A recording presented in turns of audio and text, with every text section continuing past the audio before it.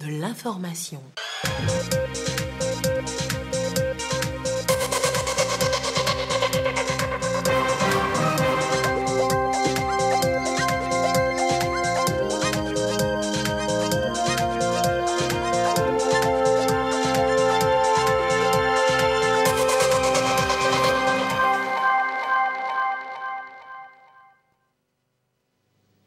Bonsoir à toutes et à tous. Merci d'être avec nous pour ce journal.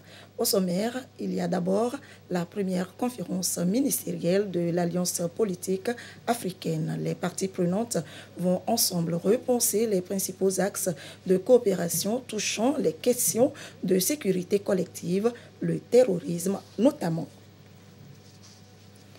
L'opération de recensement électoral se poursuit dans la zone 1. Les membres de la CENI ont fait un tour dans certains centres pour le suivi. Reportage à suivre dans un instant. Et puis, l'image du Togo d'ici à 2045, les acteurs techniques se prononcent. Un diagnostic du développement spatial et territorial sera fait. Lomé est la dernière étape du processus d'élaboration du schéma national d'aménagement du territoire. Voilà pour les titres. Bienvenue dans ce journal. Le président de la République, Faure Essozimna Gnassingbé, a accordé une audience ce mercredi au gouverneur de la BCEAO, la Banque centrale des États de l'Afrique de l'Ouest, Jean-Claude Kassi-Bourou. Entre autres questions abordées, la situation économique, monétaire et financière de l'institution régionale, défis et perspectives dans le contexte actuel de la crise mondiale. Nous l'écoutons, le gouverneur, bien sûr, au sortir de l'audience, propos recueillis par Isaka Aruna. La situation économique dans la région reste vraiment bonne. Nous avons une perspective de croissance très favorable. En 2022, nous avons une croissance de près de 6%. Et puis en 2023, elle doit être même encore meilleure au niveau régional. Elle va dépasser les 7%. Donc, c'est vraiment une performance très appréciable quand on compare à ce qui se passe dans d'autres régions, au niveau du continent en particulier. Et puis l'inflation qui est une préoccupation, puisque ça touche le pouvoir d'achat. Et donc en 2022, on a eu un taux d'inflation au-dessus de notre norme, de notre cible en matière monétaire, et de plus de 7%. Mais les États ont fait beaucoup d'efforts pour contenir la hausse des prix. La Banque centrale également a fait des efforts. Et donc déjà, on voit les résultats qui sont en train de se dessiner, puisqu'on devrait être autour de 5,5% en 2023. Donc on est dans une bonne tendance, une bonne dynamique. Puis nous avons également discuté des chocs. Vous savez que notre région a subi beaucoup de chocs. Les pays ont eu à faire face, bien sûr, à la crise de la Covid il y a 2 ans. Mais il y a eu l'impact des tensions géopolitiques qui ont affecté les prix des produits pétroliers, les produits alimentaires. Et donc tout ça, évidemment, conjugué au défi sécuritaire qui est très élevé dans notre union et au défi climatique, évidemment, ça, au niveau de la Banque centrale, nous avons donc évidemment examiné toutes ces questions et donc nous avons fait part au président de la République.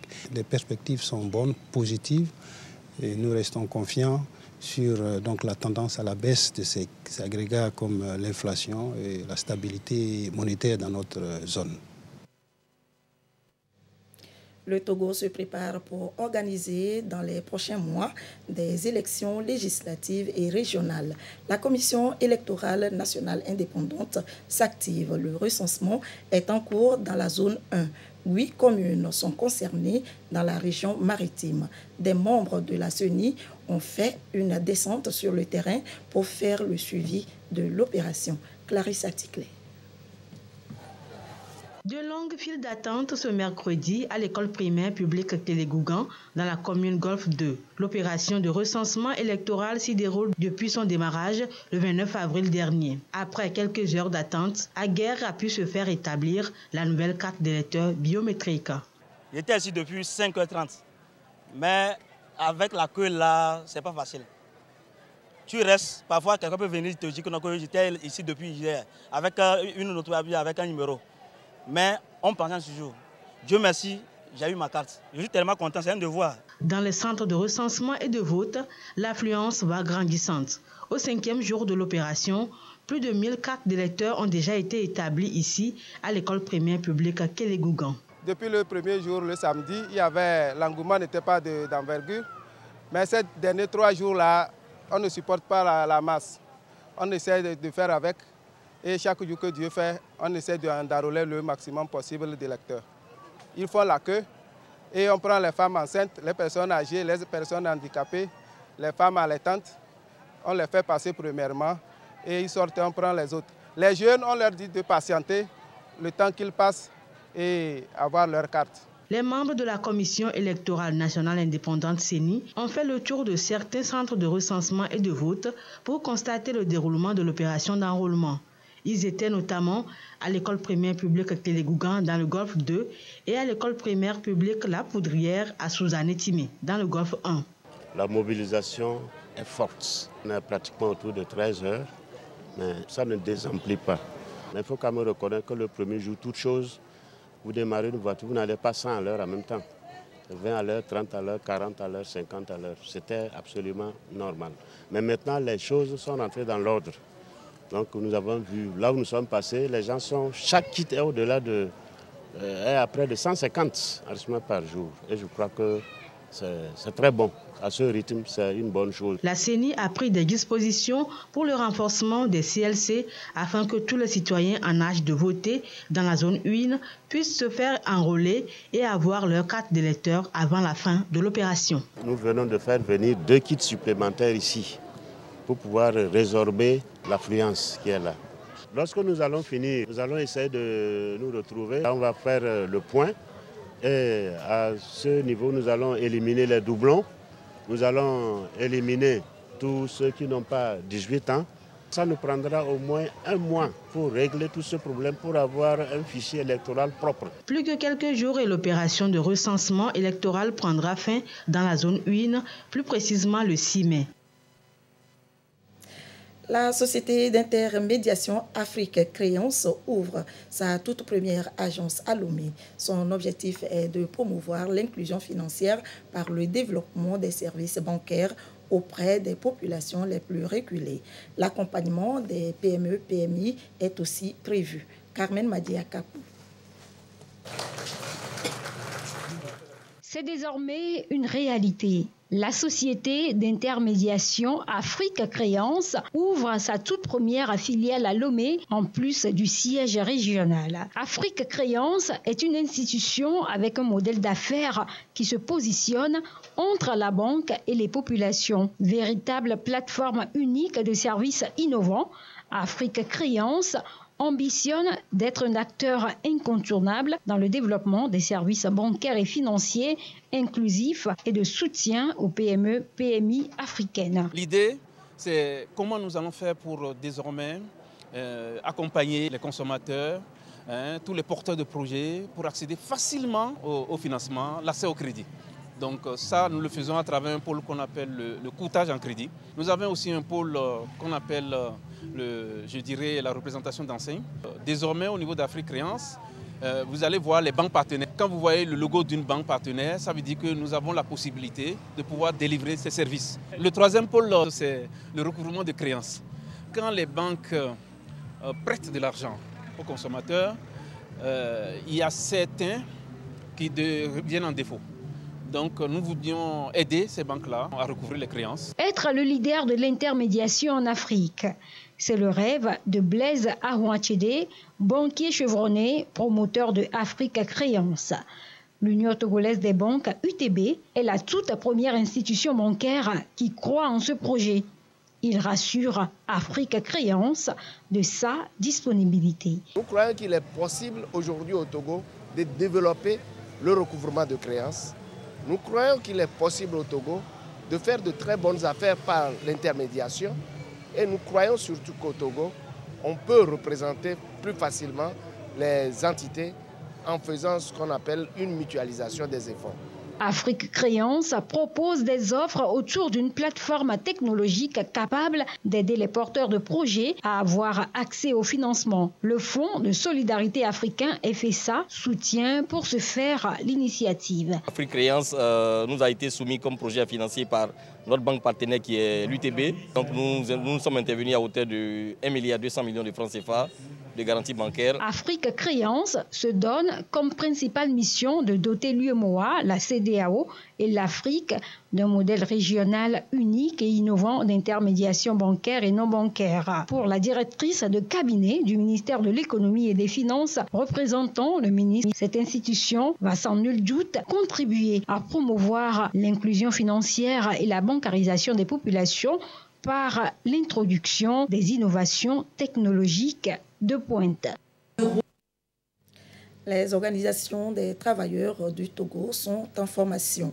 Ces membres approfondissent leurs connaissances en matière de protection sociale. Une initiative de l'OIT, l'Organisation internationale du travail, en vue de faire des plaidoyers pour l'accès des travailleurs de l'économie informelle à l'assurance maladie universelle. Norbert Agbedanou et Gisèle Kozona nous en disent davantage.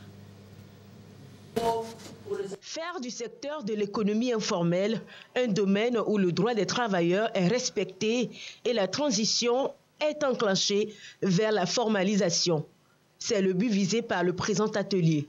Pendant 3 jours, les syndicalistes vont plancher notamment sur les techniques de plaidoyer pour l'accès aux soins de santé pour tous. Les travailleurs de l'économie informelle restent en marge des droits fondamentaux des travailleurs alors qu'ils contribuent à l'économie d'un pays. Cette masse de travailleurs puisse, bénéficier de l'accès à un droit fondamental, à un droit qui est considéré comme un droit humain, celui de la protection sociale, pour faire en sorte que les travailleurs ou les organisations syndicales puissent informer, sensibiliser les travailleurs sur l'importance de la protection sociale de manière générale, mais notamment sur l'importance de cette assurance maladie universelle. La situation particulière des travailleurs domestiques est assez illustrative des défis qui se posent au secteur. Le défi, il faut d'abord les organiser en syndicats et les accompagner en renforçant leurs capacités afin que les droits leur soient acquis. Et une réponse de cette rencontre sera l'élaboration d'un plan de campagne pour sensibiliser sur la nécessité de la prise en charge sanitaire. On va renforcer les capacités des travailleurs de l'économie informelle sur la protection sociale, qui est un droit humain. Préparer les participants à mener des campagnes d'abord de sensibilisation et d'organisation des travailleurs de l'économie informelle avec un accent particulier sur les travailleurs domestiques. Faire en sorte que l'État togolais ratifie les conventions de l'OIT, la convention 189 qui porte sur les travailleurs domestiques et la convention 190 sur la violence et le harcèlement en milieu du travail. Pour que les dispositions dans ces conventions, surtout en matière de droits qui sont reconnus à ces travailleurs domestiques, soient appliquées par les employeurs qui les emploient. La protection sociale, axe stratégique du travail décent, est aussi une composante essentielle de la politique sociale du gouvernement togolais. L'éducation inclusive et la vulgarisation des dispositions prévues par l'État togolais. Les acteurs impliqués sont en réunion dans ce sens. 3 jours de travaux pour arriver à des conclusions concrètes afin de combler les écarts de compétences. Gisèle Kozona. La Fédération togolaise des associations de personnes handicapées a constaté dans ses interventions que la prise en charge scolaire des apprenants handicapés varie d'une structure à une autre. Aussi, elle n'est pas toujours en phase avec les dispositions nationales.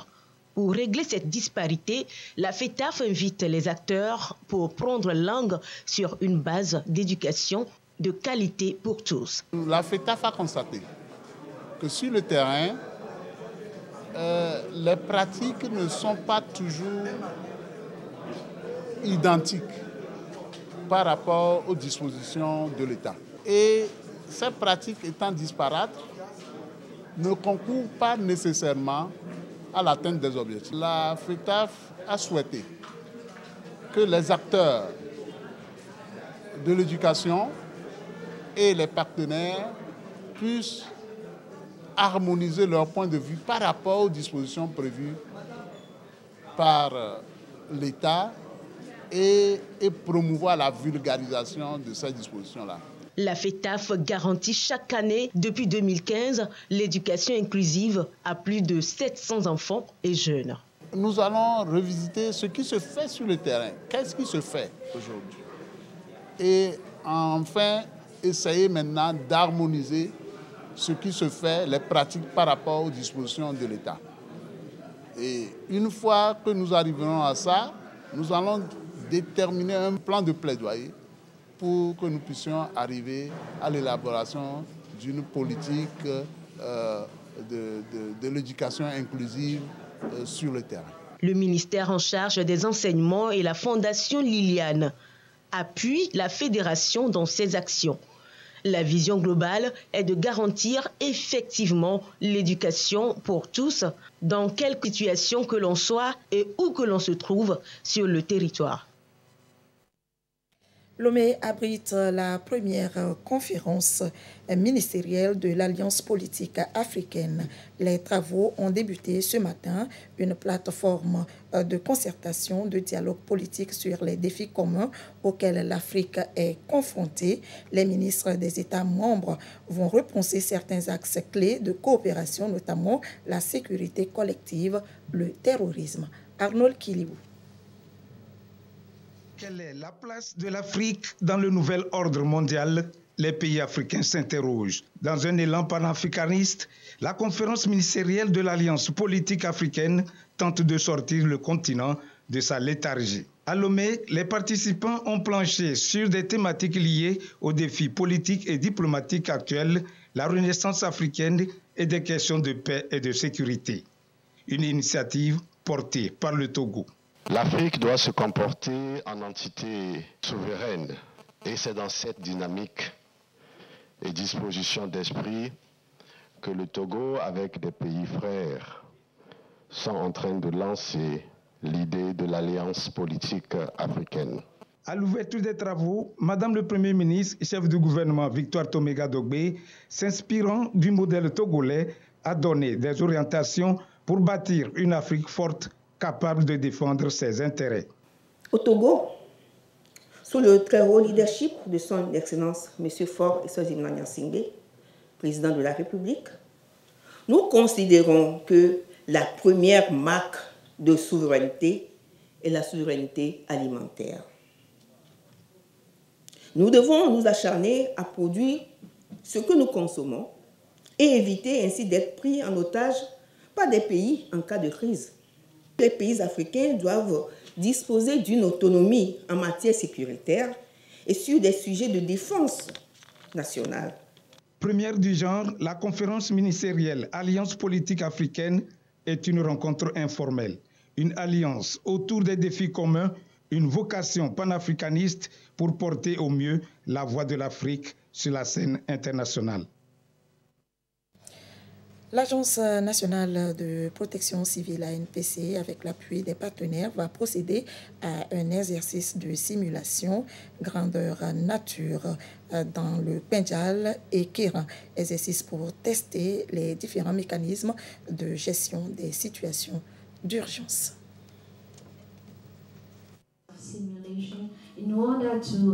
Tous les pays à travers le monde sont secoués par des aléas, des catastrophes naturelles dues au dérèglement climatique. À l'instar des autres pays, le Togo travaille en amont pour anticiper et contrer le phénomène dévastateur. Des mécanismes opérationnels sont conduits sur le terrain avec une planification de gestion des crises. Ces différents dispositifs seront testés lors d'un exercice grande nature dénommé Dilibukour 2023 dans les préfectures de Dankben et Kéran. L'Agence nationale de la protection civile est à Kara aujourd'hui pour deux objectifs. Le premier, c'est la formation des acteurs de la plateforme nationale de réduction des risques de catastrophes. Et suite à cette formation, nous irons dans la préfecture de Dankpen et de l'Akéran pour un exercice de simulation sur 3 aléas. Aléas inondation, conflits intercommunautaires et les épidémies.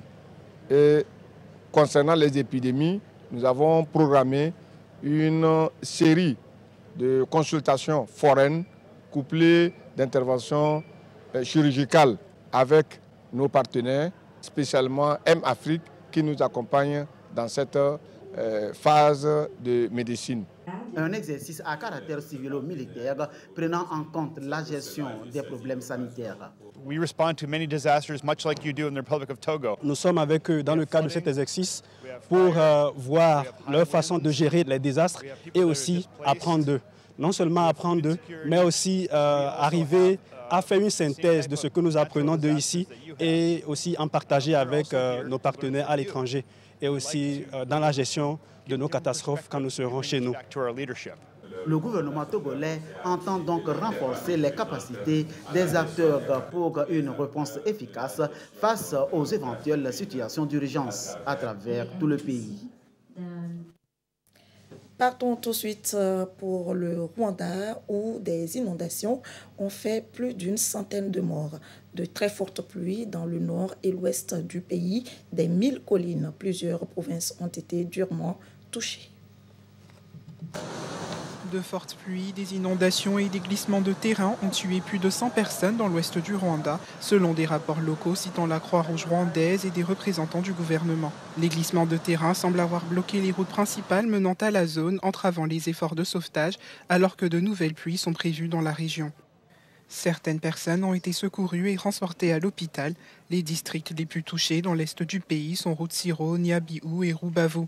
L'Ouganda connaît également des pluies abondantes et soutenues depuis la fin du mois de mars. Ces derniers jours, des glissements de terrain ont été signalés dans d'autres zones élevées. L'agence météorologique du Rwanda a prévu des précipitations supérieures à la moyenne pour le mois de mai sur l'ensemble de la région. Alors que le monde célèbre ce jour la journée de la presse, la liberté de la presse, Reporters sans frontières tire la sonnette sur l'ampleur grandissante de la désinformation, menace majeure pour la presse. Alors que le monde célèbre la journée de la liberté de la presse, Reporters sans frontières tire la sonnette d'alarme sur l'ampleur grandissante de la désinformation, menace majeure pour la presse. L'organisation signale l'implication des acteurs politiques dans des campagnes de désinformation massive ou de propagande. 3 pays sont cités par RSF, la Chine, la Russie et le Mali. Reporters sans frontières met aussi en avant les effets de l'industrie du simulacre dans l'écosystème numérique. Le développement de l'intelligence artificielle qui fait peser de nouveaux risques, des comportements, des pratiques comme celle de responsables politiques dans 2 tiers des pays classés, 2 tiers des 180 pays qui contribuent aux vagues de désinformation. Bref, il y a là une situation dans laquelle, en fonction des évolutions politiques, des changements de gouvernement, d'un seul coup, des vagues de désinformation, de propos de haine peuvent être déversés et ça influence beaucoup. Le classement mondial, justement, porte sur 180 pays. La Norvège arrive en tête. Le pays africain le mieux placé est la Namibie, 22e. L'Afrique du Sud est 25e. Le Congo-Brazzaville, 80e. La RDC occupe le 124e rang et l'Érythrée est 174e. Et le Togo, quant à lui, réalise une belle performance avec un bond de 30 places au classement RSF de 2023. L'image du Togo à l'horizon 2045, les acteurs techniques donnent leur point de vue. Les autres régions se sont déjà prêtées à l'exercice. Lomé est l'ultime étape du processus d'élaboration du schéma national d'aménagement du territoire. Plus d'éclairage d'Odoaré. Quelle infrastructure construire, où Comment et à quel moment? C'est tout l'enjeu du schéma national d'aménagement du territoire dont le Togo veut se doter. Un schéma pour gérer de façon rationnelle le territoire togolais et corriger les disparités et déséquilibres constatés entre les localités du pays. Et pour que ce schéma soit efficace, tous les acteurs doivent donner leur point de vue. Dans tous les chefs-lieux des régions, les données ont été collectées, l'étape de Lomé réunie, les ministères, les mairies, le secteur privé, la société civile et bien d'autres acteurs. On va collecter les données, collecter les aspirations, collecter les orientations de ces différents acteurs sur le devenir de notre territoire national. Et ces données vont permettre de faire un état des lieux, ensuite une analyse causale pour pouvoir établir le rapport bilan diagnostic. C'est après donc, la validation du rapport bilan diagnostic que nous allons passer aux étapes suivantes, que sont la définition du schéma national proprement dit, ensuite l'établissement donc, de l'atlas, de la base de données et du mécanisme de mise en œuvre de suivi-évaluation. Avec le schéma national d'aménagement du territoire, les zones dites défavorisées seront identifiées et priorisées en projet de développement. Quand on vous demande d'ici 20 ans, quelle sera l'image de la ville de Lomé? Comment tout le territoire togolais sera occupé?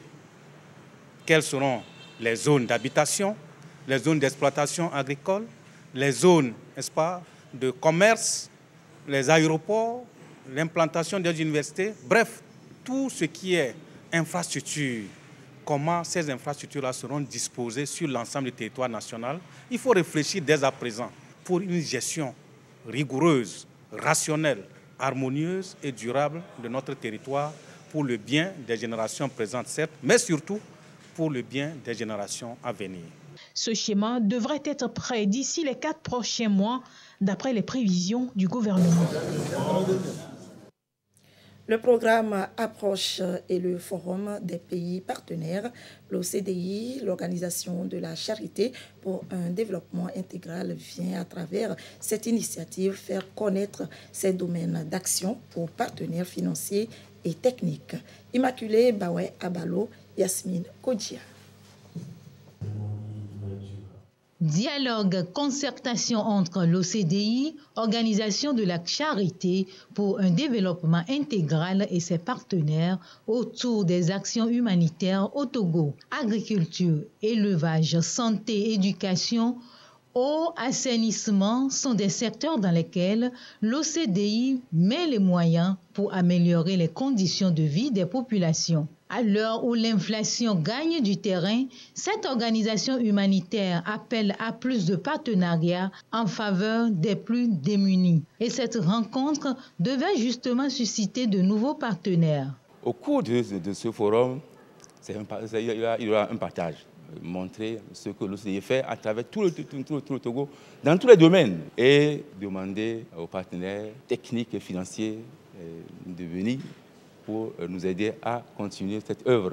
Les crises sanitaires, sécuritaires et alimentaires ont augmenté le taux de pauvreté d'après les participants. Un taux 2 fois plus élevé en milieu rural. L'OCDE et ses partenaires parlent de l'urgence humanitaire et de la nécessité de mener plus d'actions. L'OCDE embrasse presque tous les secteurs vitaux, conformément aux premiers objectifs des ODD. Comment faire en sorte à éradiquer la pauvreté dans nos milieux pour donner une meilleure santé à nos populations, comment faire pour leur donner de l'eau potable. Tous ces éléments justifient que les acteurs multisectoriels accompagnent donc l'OCDI dans cette recherche de partenariat. Aider les plus pauvres, contribuer à la vision du développement du Togo, des objectifs qui tiennent beaucoup à cœur l'OCDI Caritas Togo. Et elle est prête à tout mettre en œuvre pour atteindre cette vision. Musique gospel, le grand concert de résurrection, plusieurs artistes et chorales étaient présents sur scène. Regardez.